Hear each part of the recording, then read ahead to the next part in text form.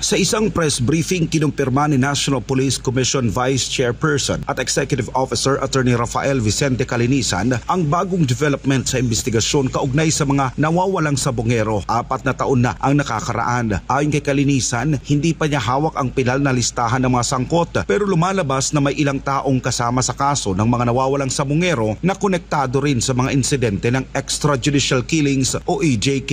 Giit ngayon ni Calinisan, importante na makita ang kaugnay ng dalawang insidente kaysa lumabas na aligasyon lamang ang lahat, lalo pat marami ang nauugnay sa investigasyon. Dati anya, war on drugs lang ang pinag-uusapan hanggang nalihis sa sabong at ngayon lumalabas rin ang usapin ng EJK. Pero paglilinaw ni Calinisan, mahalagang malaman ang tunay na senaryo sa likod ng mga kaso ng EJK at pagkawala ng mga sabongero. Nilinaw din ni Calinisan na mahalaga ang due process at mismong Napolcom ay nagulat na lumabas ang issue ng EJK sa gitna ng kanilang pagsisiyasat. Tiniyak ng Napolcom na may due process ang ginagawa nilang investigasyon hanggang sa matukoy ang salarin. Matatanda ang bukod sa mga naunang pangalan na isinasangkot sa kaso ng mga nawawalang sabongero. Sinabi noon ng Napolcom na may lumulutang pang pangalan ng matataas na opisyal ng PNP sa investigasyon. Gayunman, kailangan pa itong patunayan ng testigong lumapit sa tanggapan ni Calinisan. Sa katunayan, matagal nang umaapira rin ang Napolcom sa sino mang may impormasyon sa pagkawala ng mga sabongero upang maisiwalat ang totoong ugnayan ng mga pangyayari